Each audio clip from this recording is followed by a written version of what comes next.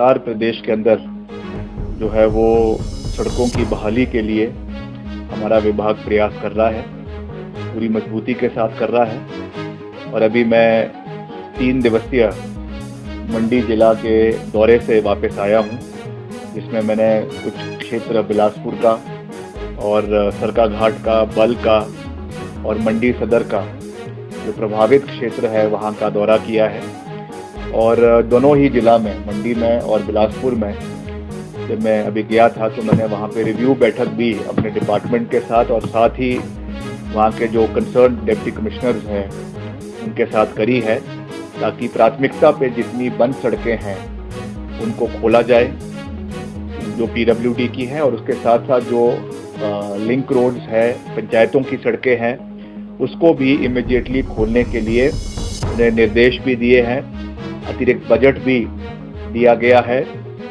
और जब मैं वापस आया मैंने मुख्यमंत्री जी से भी उस विषय के बारे में जानकारी दी, और कई जगहों पे जहाँ पे अतिरिक्त बजट की आवश्यकता थी जिन डिविजन्स में, वो भी पिछले कल जो है वो सैंक्शन सरकार द्वारा इन डिविजन्स को करवा दिया गया है। तो हम जहाँ तक फंड्स की बात है पूरा प्रयास कर रहे हैं कि हर डिवीज़न को मजबूत किया जाए और जल्द से जल्द जो है वो सड़कों की बहाली करवाई जाए। एक जो उसमें सबसे बड़ा कंसर्न है कि सड़क तो खुल गई है मगर कई जगहों पे केवल अभी लाइट मोटर व्हीकल्स के लिए ही खुली है, जिसमें अभी तक ट्रक्स या आपकी बड़े गाड़ियाँ, बसेस उसमें अप्लाई नहीं कर पा रहे हैं। उसमें डंगे लगने की आवश्यकता है। आज सुबह भी मैंने अपने सभी अधिकारियों से बात करी है, ईएनसी से बात करी है, और उनको मैंने कहा है कि 15 सितंबर तक जितने भी ये टेंडर पूरे प्रदेश के अंदर रिटेनिंग वॉल के और डंगों के इत्यादि लगने हैं, वो मुझे 2 हफ्ते के अंदर फर्स्ट 2 वीक्स ऑफ सितंबर के अंदर लग के तैयार हो जाने चाहिए। उसमें कोई भी कोताही हमारे डिपार्टमेंट की ओर से हम बर्दाश्त नहीं करेंगे और इमीडिएटली इनको अवॉर्ड किया जाए, ताकि जहाँ जहाँ पर भी सड़कों की दिक्कत खास करके हैवी व्हीकल्स को, बसों को आ रही है, उसके लिए उन सड़कों को फिर से ठीक करवाया जा सके, उसके लिए हम प्रयास कर रहे हैं। दूसरा, कई जगहों पे ये प्रॉब्लम आ रही है कि जो रोड धंस रही है या उसमें वाटर लेवल बढ़ गया है, उसमें टेक्निकल ओपिनियन की आवश्यकता है। उसके लिए भी मैंने विभाग को कहा है कि ऐसी सड़कें जहां पर इमीडिएट डंगा नहीं लगवाया जा सकता, वहां पे आप टेक्निकल ओपिनियन ले कि किस तरीके से आने वाले समय में वहां पे फिर से वो प्रॉब्लम ना हो, उसकी एक्सपर्ट ओपिनियन लेकर ही उसके ऊपर जो है वो कार्य करें। तो इन दोनों चीज़ों के ऊपर, वॉल फुटिंग के ऊपर कार्य हो रहा है, और मैंने ये फैसला लिया है कि हम हर मंडे सुबह 11 बजे मैं ऑनलाइन जो है अपने डिपार्टमेंट के अलग अलग जोन के जो हमारे इंजीनियर्स हैं, चीफ इंजीनियर्स हैं, उनके साथ मैं ऑनलाइन बैठक जो है अपने दफ्तर से करूंगा, और हफ्ते के हफ्ते जो है वो जो आपका प्रोग्रेस रिपोर्ट है वो ली जाएगी, और उसके हिसाब से जो है वो आगे चलने का हमने कार्यक्रम रखा है। के 4 लेनिंग के सड़कों को हुआ है। मैं अभी पीछे पंडो में भी गया था, जहाँ पे जो वहाँ का कैंची मोड़ है वो पूरे तरीके से जो है वो बैठ गया है, और करीबन उसको बनने में अभी 2 महीने का समय लगेगा। और NHAI के जो चेयरमैन हैं, IAS ऑफिसर है, वो भी जो है हिमाचल आए थे, उन्होंने भी वहाँ का निरीक्षण किया है। मैंने उनसे खास रूप से ये निवेदन किया कि आप जो है फिर से पूरा का पूरा जो आपका 4 लेनिंग का प्रोजेक्ट है उसको आप रिव्यू करें। जहाँ पे बन चुका है वो ठीक है, मगर जहाँ पे भी बनना है उसको हमें जो इसकी अलाइनमेंट्स है उसको रिव्यू करने की आवश्यकता है। जिस तरीके से फॉर्मेशन कटिंग आपकी पहाड़ों पे, स्टीप जगहों पे 90 डिग्री पे हो रही है, उसको भी रिव्यू करने की आवश्यकता है। और चेयरमैन ने हमें ये विश्वास दिलाया है कि अब जो भी फॉर्मेशन कटिंग आपके NHAI की होगी 4 लेन के लिए, वो 70 डिग्री से ज़्यादा नहीं होगी, 50 से 70 डिग्री के बीच में उसको रखा जाएगा, ताकि जो है वो वर्टिकल कटिंग आपकी स्टेप्स में हो, ताकि कम से कम नुकसान जो है वो आपके सड़कों को हो। और जिस तरीके से कभी बोल्डर्स आ रहे हैं, पत्थर आ रहे हैं और मलबा आ रहा है, जिसकी वजह से गाड़ियों में नुकसान हो रहा है, एक लेन आपकी हमेशा बंद हो रही है, 4 लेन में से 2 लेन बंद हो जाती है एकदम। तो इन चीज़ों के ऊपर उन्होंने हमको विश्वास दिलाया है, मुख्यमंत्री जी से भी वो मिले हैं और इसको प्राथमिकता पे आने वाले समय में जो है वो पूरा करने का प्रयास किया जाएगा। एक NHAI के समक्ष उठाया है और जब गडकरी जी भी आए थे उस समय भी इस विषय को उठाया था, मगर अब और प्राथमिकता से इसको उठाया गया है कि जो हमारा, क्योंकि पंडो सेक्शन जैसा मैंने आपको कहा कि बहुत वनरेबल हो चुका है, बहुत कमज़ोर हो चुका है, बारी बारी उसको ठीक करने के बावजूद वहाँ पे पत्थर गिर रहे हैं और उसको रिस्टोर करने में बहुत समय लगेगा। इसलिए एक लॉन्ग टर्म सोल्यूशन के लिए जो है वो आपके जिला मंडी के बरोड से लेकर जो आपका जोगिंदर नगर के पास पड़ता है छोटा बंगाल क्षेत्र में, वहाँ से लग वैली कुल्लू के अंदर जो है एक भूभुजोड़ टनल जो पहले भी प्रस्तावित थी, उसको सरकार ने फिर से प्रायोरिटाइज करके वो इस विषय को जो है वो मुख्यमंत्री जी ने उनके समक्ष रखा है। हमने भी उसमें अपना पूरा समर्थन दिया है ताकि इसको NHAI के माध्यम से इस टनल को बनवाया जाए। आपने देखा कितना नुकसान जो है वो बाहर जितना भी रॉक कटिंग हो रही है उसकी वजह से पर्यावरण का हुआ है, इलाके का हुआ है। इसलिए हमको आने वाले समय में मैक्सिमम एम्फेसिस जो है वो टनलिंग में देने की आवश्यकता है, पर उसको भी साइंटिफिकली करने की आवश्यकता है। उसमें भी हमें हर एक्सपर्ट ओपिनियन लेना है ताकि आने वाले समय में कम से कम जो है वो पर्यावरण को डैमेज हो। हमें जो कमियां हमको इस पूरे प्रकरण में देखने को मिली है, जो शॉर्टकमिंग्स है, उससे हमको सीखने की आवश्यकता है और वो चीज़ें फिर से रिपीट ना हो, इसके ऊपर हमको निर्णायक और मजबूत कदम लेने की आवश्यकता है। उसकी शुरुआत जो है वो इस टनल के माध्यम से करवाई गई है, जिसकी इसकी PMC और DPR बनाने के आदेश दे दिए गए हैं, निर्देश दे दिए गए हैं, वो बनाई जाएगी। जैसे ही इसकी अप्रूवल NHAI के माध्यम से मिनिस्ट्री ऑफ जो मॉर्थ है वहाँ से आएगी, तो उसके बाद इसका काम शुरू होगा, मुझे विश्वास है। और इससे पूरा आपका जो पठानकोट से आपका कांगड़ा से लेकर जो ट्रैफिक कुल्लू मनाली के लिए है वो उसके लिए बहुत शॉर्ट ये रास्ता हो जाएगा। वैसे ही जो हमारी दूसरी जलोड़ी जोत की टनल है वो भी ऑलरेडी प्रोसेस में है, जो आपकी कुल्लू से रामपुर क्षेत्र को जोड़ता है, जो औट से होकर आती है, उसको भी फिर से रीप्रायोरिटाइज करके उसको भी हम प्राथमिकता पे उसको नेशनल हाईवे के समक्ष उठाएंगे ताकि इन दोनों सड़कों से, इन दोनों टनल से जो है वो प्राथमिकता पे हमारा जो सेंट्रल हिमाचल है उसको जोड़ने का पूरा प्रयास जो है वो आने वाले समय में किया जा सके। तो ये करने का प्रयास कर रहे हैं। आज भी करीबन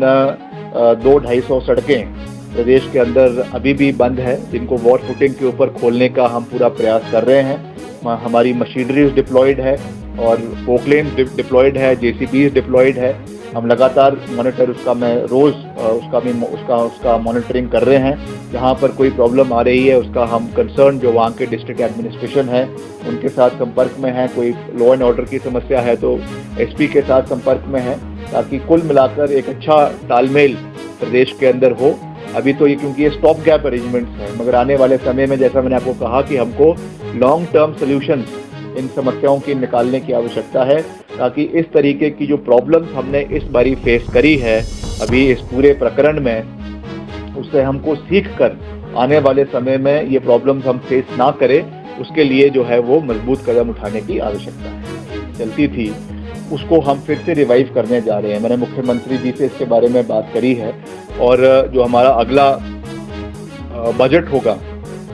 वित्तीय वर्ष का, उसमें अलग से जो है वो ड्रेनेजेस के लिए, क्रॉस ड्रेनेजेस के लिए और कल्वर्ट्स को स्ट्रेंथन करने के लिए बजट रखा जाएगा। जो हमारा एग्जिस्टिंग रोड नेटवर्क है प्रदेश के अंदर, 40,000 किलोमीटर सड़कें जो प्रदेश के अंदर है, जिसमें कुछ NHAI की है,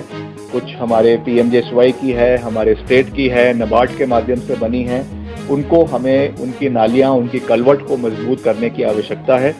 और कई जगह पे जहाँ पर इंक्रोचमेंट्स हुई हुई है, कई जगहों पे जहाँ पर पॉलिटिकल प्रेशर के अंदर या लोकल प्रेशर के अंदर कल्वर्टों को ब्लॉक कर दिया गया है, उसमें मलबा डालकर, सीमेंट डालकर, बोरियां डालकर उसको ब्लॉक कर दिया गया है, उसके ऊपर भी मैंने डिपार्टमेंट को कहा है कि इसको क्लियर किया जाए, और अगर इसमें वहाँ से कोई लोकल ऑब्जेक्शन होती है किसी पंचायतों से या किसी रेजिडेंट्स की, तो इसमें जो है पिनल प्रोविजंस के तहत इसके ऊपर कार्रवाई करवाई जाए। क्योंकि हमको जो है पब्लिक इंटरेस्ट को देखते हुए, इंडिविजुअल इंटरेस्ट को, व्यक्तिगत इंटरेस्ट को पीछे रखते हुए जो है लोगों के इंटरेस्ट को देखना है, पब्लिक एट लार्ज। और इसमें अगर हमें कोई मजबूत और कड़वे फैसले लेने पड़े तो हम लेने से पीछे नहीं हटेंगे। जी को धन्यवाद करता हूँ। हमने जिस विषय को उठाया उस पर सरकार ने मंथन किया, कैबिनेट ने मंथन किया, और जो है ब्यास नदी पे और ब्यास नदी की सभी जो ट्रिब्यूटरीज हैं उनके ऊपर जो है माइनिंग, इलीगल माइनिंग खास करके जो हो रही थी और जो लीगल भी हो रही थी, उसको भी तय मापदंड के तहत लाने का फैसला लिया है। जो इलीगल हो रही थी उसको बंद करने का फैसला लिया है। ये एक वेलकम डिसीजन है, और मैं हमेशा धरातल की आवाज़ को उठाने में विश्वास रखता हूँ। जो हमें लोगों ने वहाँ पे कहा, उस विषय को हमने सरकार के समक्ष रखा, मुख्यमंत्री के समक्ष रखा, कैबिनेट में रखा, और आज कैबिनेट ने और मुख्यमंत्री जी ने उसके ऊपर मोहर लगाई है। उसके लिए मैं मुख्यमंत्री जी का धन्यवाद करता हूँ। और आने वाले समय में हमको जिस तरीके से माइनिंग की वजह से जो नुकसान, इलीगल माइनिंग की वजह से जो नुकसान हो रहा है, डंपिंग की वजह से, इलीगल डंपिंग जो हो रही है उसकी वजह से नुकसान हो रहा है, पानी का स्तर बढ़ते जा रहा है, आपके जितने डैम्स हैं पानी के, वाटर रिसोर्सेज है, वहाँ पे सिल्टिंग हो रही है, जिसकी वजह से जो आपका लेवल है, H2L लेवल है पानी का, वो बढ़ते जा रहा है। और उसमें जिस तरीके से कई जगहों पे, खास करके जो आपकी सेंज घाटी है बंजार में, वहाँ पे जब हम लोगों से मिले उन्होंने कहा कि बिना वार्निंग के जो है वो पानी को छोड़ दिया गया। तो इन चीज़ों पे हमको मंथन करना है, जो एक्शन सरकार को लेना है वो लेना चाहिए, तभी हम जो है सही रूप से प्रदेश की जनता की आवाज़ को सुनकर उसके ऊपर कार्रवाई कर सकते हैं। अच्छा है अगर लिया है तो, अभी मेरे को उसके बारे में पूरी जानकारी नहीं है, मगर मुझे विश्वास है कि चुनावों को मद्देनज़र रखते हुए अभी बहुत कुछ होगा, अभी बहुत से और जुमले आएंगे, बहुत सी और जुमलों की बरसात देश और प्रदेश के अंदर होगी, और नई नई घोषणाएं जो है वो होगी। मगर मैं आज फिर से आपके चैनल के माध्यम से केंद्र सरकार का ध्यान हिमाचल में जो परिस्थिति आज बनी हुई है उसकी ओर उनका ध्यान आकर्षित करना चाहता हूँ। प्रधानमंत्री जी हमेशा ये बात कहते हैं कि हिमाचल मेरा दूसरा घर है, और आज तक हिमाचल में करीबन 350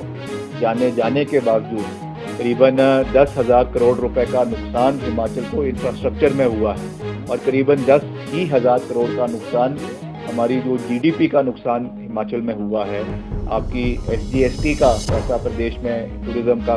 जो है वो ख़त्म हुआ है, आपका लिकर का जो इनकम प्रदेश को होनी थी एक्साइज की वो ख़त्म हुई है, उसकी वजह से अनुमानित 10,000 करोड़ का नुकसान है। टोटल अगर आप इंफ्रास्ट्रक्चर को मिला के देखें तो 20,000 करोड़ का नुकसान हिमाचल को हुआ है। 300 जानें चली गई है, करीबन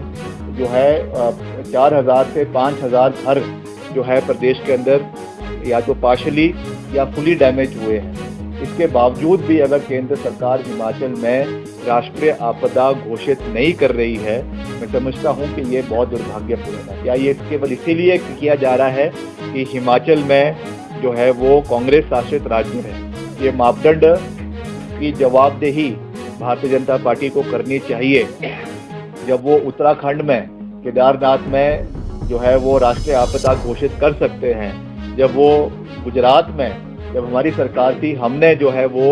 आपके भुज में वहाँ पे राष्ट्रीय आपदा घोषित करी, तो यहाँ पे इतनी जाने के बावजूद, इतने घरों का नुकसान होने के बावजूद, इतनी सड़कों का नुकसान होने के बावजूद हिमाचल में राष्ट्रीय आपदा घोषित क्यों नहीं हो रही है? इसका जवाब भारतीय जनता पार्टी की सरकार को और हिमाचल में जो विपक्ष में भाजपा के नेता हैं और उनके सभी साथी हैं, उनको ये जवाबदेही हिमाचल के लोगों के प्रति जो है वो बनती है, के ऊपर कार्य होना चाहिए। मैं उसका डेली अपडेट मैं ले रहा हूँ अपने डिपार्टमेंट से, और हम कोशिश करेंगे कि मिड सितंबर तक, अगले 15 दिन के अंदर जो है जितनी भी सड़कें जो पुल अब बंद रह गई हैं उनको भी प्रदेश के अंदर जो है वो खोल दिया जाए। और हम लगातार लोगों से फीडबैक लेते रहते हैं, सोशल मीडिया के माध्यम से लेते हैं, लोगों के माध्यम से लेते हैं, विधायकों के माध्यम से लेते हैं, जिला प्रशासन के माध्यम से लेते हैं, और जो भी फीडबैक हमें आता है उसे हम तुरंत जो है अपने डिपार्टमेंट के कंसर्न्ड अधिकारियों के साथ, अभियंताओं के साथ शेयर करते हैं, ताकि हम इफेक्टिव रूप से प्रदेश की जनता की सेवा जो है वो करते रहें। जो है वो है गठबंधन है, एक पार्टी का, सभी पार्टीज का कोलिजन है, जिसमें कांग्रेस है और टीएमसी है और करीबन बहुत सी पार्टीज है, अराउंड 34 जो है पार्टीज है, नेशनल पार्टीज इसमें इसका पार्ट है। और मुझे विश्वास है कि सभी एक एजेंडे के साथ आगे बढ़ रही है कि जो आइडिया ऑफ इंडिया है, which is represented very much in the constitution, आज जिस तरीके से उसकी अवहेलना करी जा रही है, आज सभी संवैधानिक संस्थाओं को जो है दबाने की, उनको कुचलने का जो एक प्रयास वर्तमान सरकार के द्वारा किया जा रहा है, उस सोच के साथ एक कॉमन मिनिमम प्रोग्राम के साथ सभी दल इकट्ठे होकर उन्होंने चुनाव लड़ने का फैसला लिया है, जो बहुत ही सराहनीय है। और मुझे विश्वास है कि इसके सकारात्मक परिणाम मिलेंगे और 2024 में जो चुनाव होने हैं उसमें इस अलायंस को जो है वो बहुमत प्राप्त होगा और आने वाले समय में ये केंद्र में जो है वो शासित सरकार होगी और देश को एक नई दिशा के साथ आगे बढ़ाने में अपना सहयोग देगी।